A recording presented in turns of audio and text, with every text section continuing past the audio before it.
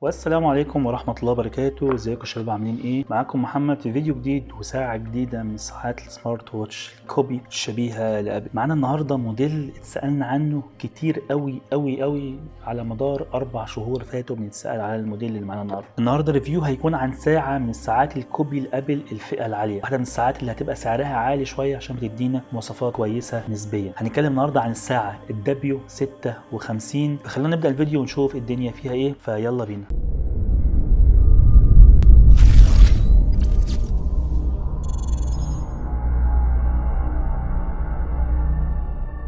كالعادة في بداية فيديوهاتنا كلها بنقول ان احنا بنقسم الفيديو لعدة اجزاء اساسية بنتكلم عنها طول الفيديو. اول حاجة الانبوكسنج ومحتويات العلبة، تاني حاجة هيكون معانا السوفت وير بتاع الساعة ومكوناتها والاوبشنز اللي تقدمها والمواصفات التقنية للمنتج. تالت حاجة في الفيديو بيكون البيرنج بتاع الساعة واتصالها بالموبايل وايه اللي هنستفاده لما نوصل الساعة بالموبايل. في جزء بدأنا بنضيفه مؤخرا وهو خلاصة الساعة، اخر جزء في الفيديو. اول حاجه في الفيديو هو الانبوكسنج زي ما احنا شايفين كده العلبه المربعه، يعني هنعود بالذكريات لساعات كتيره كنا اتكلمنا عنها، وهي FT50 T5S T55. كان الباكت مربع، بخلاف طبعا ان الساعه دي مواصفاتها مختلفه كليا عن الساعات اللي فاتت دي. الساعه W56 هي الفيرجن الاحدث في جيل الدبليو. كانت دي الدبليو، خلينا اول حاجه عن W34 W26 بلس. كان في ساعات اتكلمنا عنها وفي ساعات ما اتكلمناش عنها. النهارده معانا W56 W56 او جيل الدبليو عموما كان هو الجيل 1 to 1 من ابل. اول ميزه في الساعه نتكلم عنها ان هي ساعه بالملي بتكون نفس مقاسات ساعات ابل، فبتاخد كل اكسسوار ابل، وده هيكون اول ميزه معانا في الساعه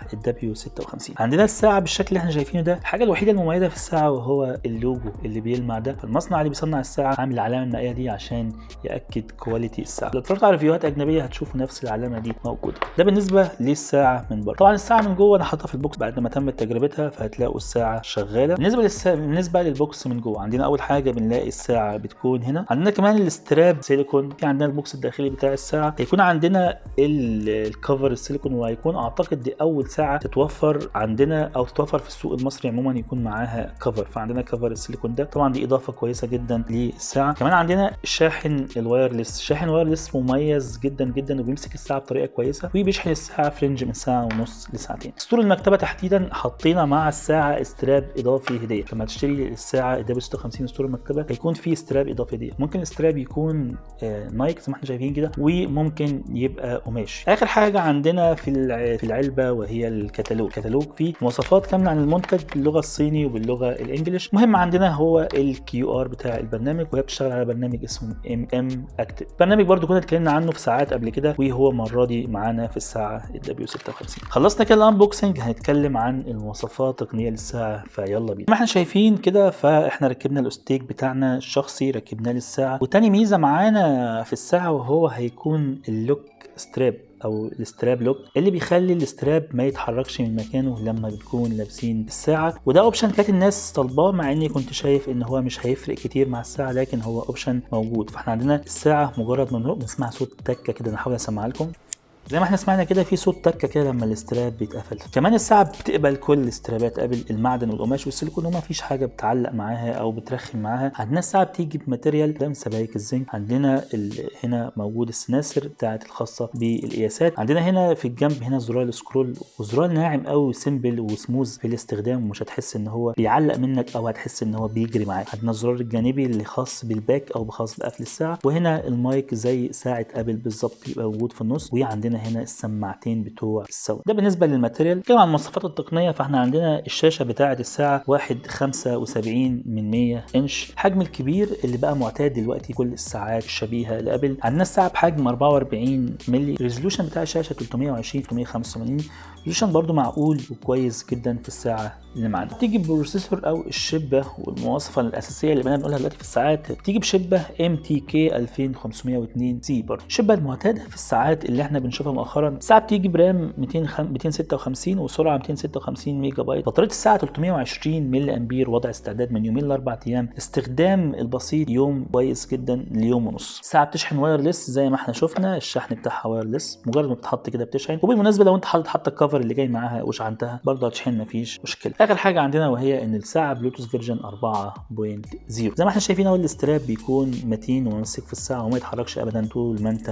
قافل الاستراب. هنا بنفتح ده زرار الباور زي ما احنا قلنا، وده السكرول اللي بنفتح، وده السكرول اللي بنقدر ان احنا نغير الباك جراوند بالشكل ده. والساعه فيها 50 باك جراوند، وكمان تقدر ان انت تنزل خلفيات من خلال البرنامج عليه خلفيات كلها. لو انت عايز ما تعملش الحركه دي وتغير مباشره من البرنامج تقدر تعمل كده، وتقدر تغير من هنا. تقدر تنزل صوره شخصيه زي ما احنا منزلين الصوره اللي احنا شفناها معانا دي. صوره طبعا مش جايه مع الساعه، دي صوره احنا منزلينها. ده بالنسبه للخلفيات. عندنا هنا الزرار ده بيقفل الساعه، والزرار ده لما بنكون بره بيدخلنا على القائمه مباشره. لما بننزل تحت كده بنخش على الاباوت بتاع الساعه. الساعه اسمها في الاباوت واتش 6، لكن الساعه موديل زي ما احنا هنشوف دلوقتي موديل W56. تاريخ اصدار الساعه 14/1/21. دي يعني يعتبر دي اجدد ساعه اتصنعت ووصلت لينا. عندنا هنا الطاقه بتاعه البطاريه. هنا لو احنا عايزين نضيف منبه مباشره، هنا الQR بتاع البرنامج. واخر حاجه هنا التحكم في شكل التطبيقات. عندنا السمارت ستايل اللي هو الشبيه لابل او شبه ساعه ابل، وعندنا كمان الستايل اللي هو التسع تطبيقات اللي هو بالشكل اللي احنا هنشوفه ده. لما بنروح ناحيه اليمين بنخش على مود الالعاب لو احنا عايزين نلعب العاب رياضيه معينه واحنا لابسين الساعه. لما بنروح من اليمين للشمال بنخش على القائمه زي ما احنا قلنا، ولما بنطلع لفوق بنخش على الاشعارات. والاشعارات بتظهر بشكل كويس جدا وبتقرا حروف كتيره جدا. الاشعار اعتقد بتقرا الاشعار كله، مفيش فيه اي مشكله. قبل ما اخش على المواصفات الداخليه بقى والاوبشنز اللي في الساعه، خلينا اوريكم هنا اوبشن غريب شويه، وهو اوبشن اللي هو برنامج علي باي. برنامج علي باي ده برنامج دفع عن طريق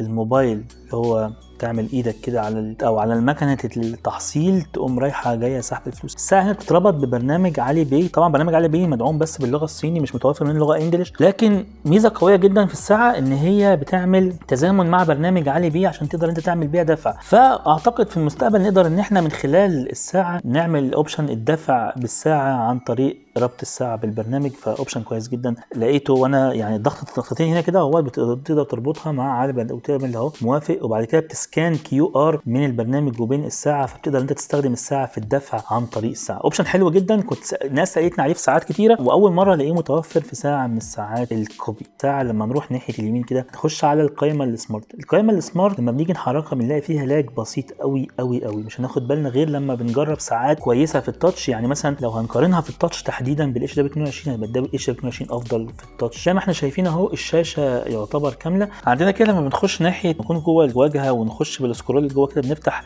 التطبيق اللي احنا اوريدي كبرناه. هنا بنقدر نعمل باك. عندنا اول حاجه هنا بتعمل تزامن لكل الاسماء لان هي وصلت للاسماء العربي، فبتعمل تزامن لرقم كويس الاسماء. عندنا هنا الاتصال ونقدر ان احنا نتصل من هنا. عندنا هنا سجل المكالمات زي ما احنا شايفين سجل المكالمات اللي احنا عملناه. عندنا بعد كده هنا رسائل SMS. رسائل SMS هنا نقدر ان احنا نرد على المسج. يعني مثلا عندنا هنا رساله مثلا صديق ليا بعت في حاول اتصل بيه، اقدر ارد عليه برسائل مسجله مسبقا او ان انا اتصل بيه مباشره، ده من خلال SMS. عندنا بعد كده هنا الجزء الخاص بالاشعارات، مفيش اشعارات موجوده دلوقتي. هنا البلوتوث والتحقق من الاتصال ان الساعه متصله تمام ولا لا. في بعد كده هنا عندنا عداد الخطوات بيحسب لنا مشينا قد ايه ومشينا وحرقنا مسافه قد ايه، حرقنا سعرات حراريه قد ايه، ومشينا كام خطوه ومشينا مسافه قد ايه بالكيلو. عندنا هنا تحديد شكل قائمه. عندنا هنا البحث عن الموبايل. في بعد كده عندنا هنا وضع النوم بيعرفك احنا نمنا قد ايه، نوم عميق ونوم خفيف. هنا الهارت ريت او النبض.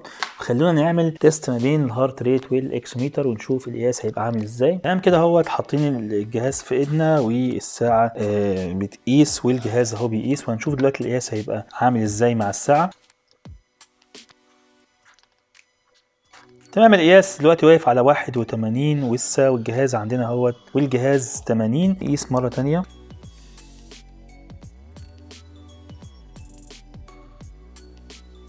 وقفت عند 76 والجهاز اهوت وقف عند 74.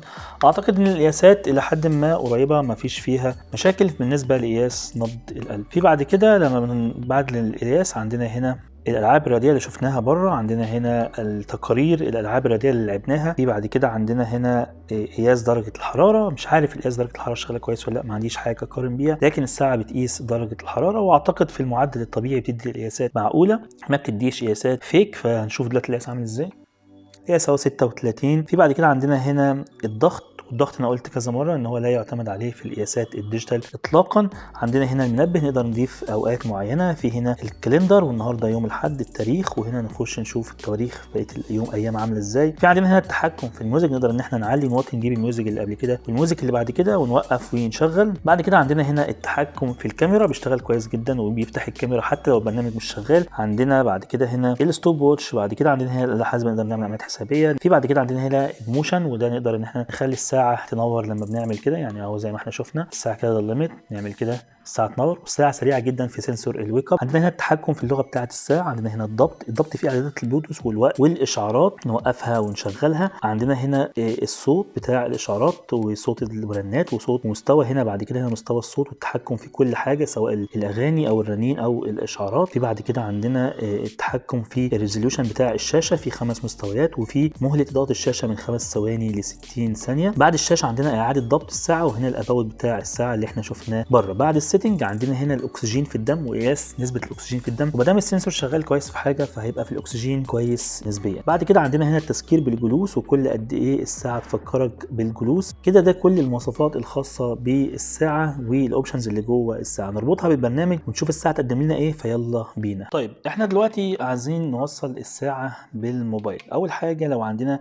برنامج السكان كيو ار، وضروري في الساعه دي يكون عندك برنامج السكان كيو ار، بتروح على السكان كيو ار وبتخش على الساعه بالشكل ده وبتروح على التطبيقات هنا كده، يعني زي ما احنا شايفين كده اهو سكان البرنامج، وهنلاقي دايركت جالنا اللينك بتاع البرنامج وبنروح نحمله. البرنامج ده ممكن يكون موجود على الاب وممكن ما يبقاش موجود، بس انت تقدر تحمله دايركت بالشكل اللي انا بعمله ده، وبتقدر تحمل التطبيق دلوقتي عندي متحمل، هنخش عليه مباشره وهو برنامج اسمه ام اكتف. برنامج زي ما احنا شايفين بالشكل ده كده. نخش على الجهاز موجود باللغه العربي، وبعد كده بنخش على البحث عن الجهاز او ربط الساعه بالجهاز، بنخش على اضافه جهاز بالشكل ده كده، وهنلاقي الساعه اسمها واتش 6 ساعه. بنخش نفتح البلوتوث الخاص بيها، تمام، بنعمل بحث عن الساعه واتش 6 زي ما احنا شايفين اهو، بنربطها بالواتش 6. وكمان بنخش على البلوتوث مباشر نربط الساعه بلوتوث مباشر برضو اسمها واتش 6، يعني احنا بنربطها بالبرنامج وبنربطها بلوتوث مباشر، تمام.